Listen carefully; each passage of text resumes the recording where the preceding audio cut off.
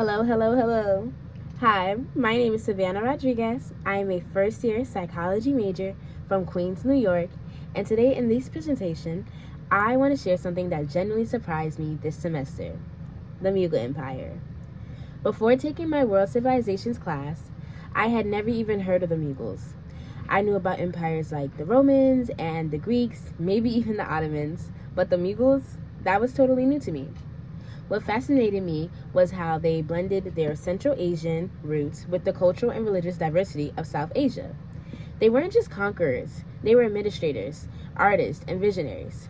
And their rise wasn't just about war, it was about adapting and building on what came before them. So, in this presentation, I would like to walk you through how the Mughal Empire emerged in South Asia by taking what remained of the Delhi Sultanate, learning from the previous invasions, and finding ways to govern and diverse their population. Thank you. So, let's start with what came before the Mughals. The Delhi Sultanate. This is the series of Muslim dynasties that ruled parts of India from the 1200s to the early 1500s. One of the biggest contributions was administrative. They made Persian the official language of the government and brought local Indian elites to power. This mix of foreign ruling class with local cooperation laid the foundation for the Mughals to build on. Historian Richard Eden explains that the Delhi Sultanate created the political and cultural framework that the Mughals later inherited. So, in other words, the Mughals didn't start from scratch. They expanded on a system that already existed. So, when Babur arrived, this wasn't entering into a blank slate. He was stepping into a region that already had a system for Islamic rule, just one that was fragmented and weakened. Another piece of the puzzle is religion.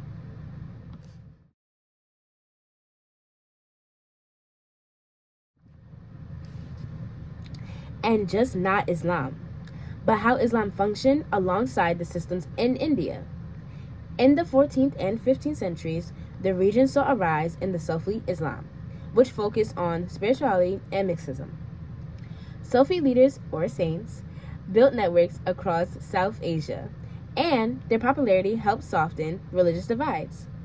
This kind of spirituality openness helped shape how the Mughals later on ruled, especially Akbar.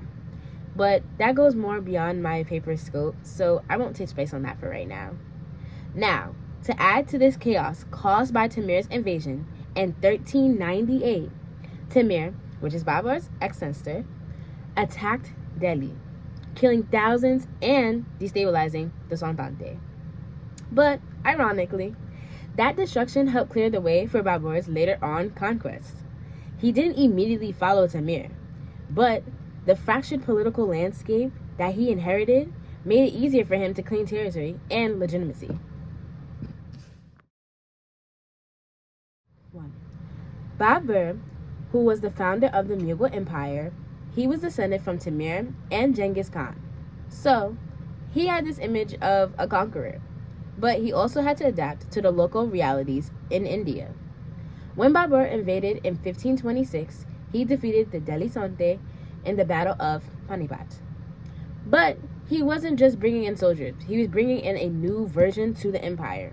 In his memoir, the Babur Roma, which I might be pronouncing wrong, he talks about India's wealth and its challenges. He was particularly impressed at first the heat, the unfamiliar customs, and he also saw the potential for something bigger. Babur, usually both military power, he used them as well as smart alliances to build his base.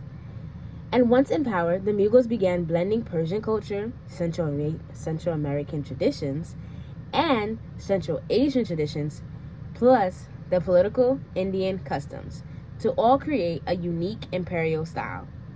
This made them a part of the broader trend happening across the Islamic world, like the Ottomans and the Safavids, and the Mughals were able to create a centralized government and use Islam as a source of legitimacy.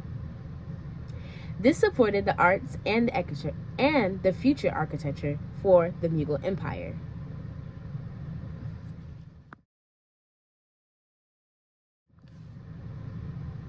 So, to sum up, the Mughal Empire, it didn't just rise out of nowhere. It came from a long process of conquest, adaptation, and a smart governance. The Delhi Sandhi provided the foundation, sure. Religious changes and invasions established the region, and Babur took advantage of all of this to build something new, something greater.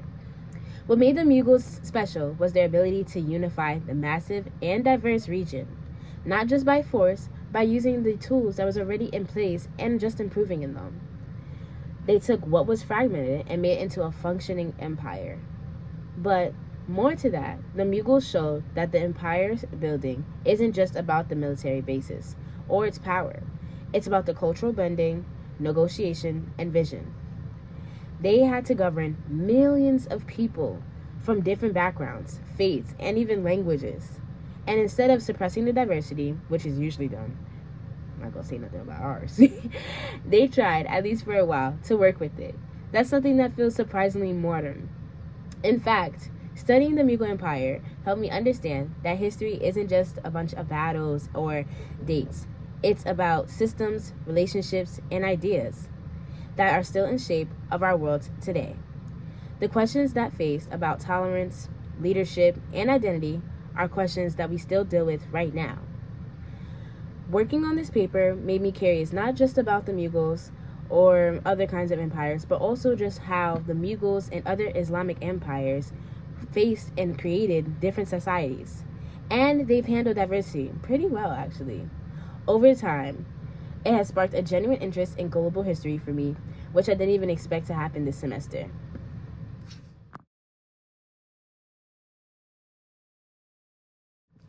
So, with that being said, with learning about the Mughal Empire, it has opened my eyes to a whole part of the world's history that I had never explored.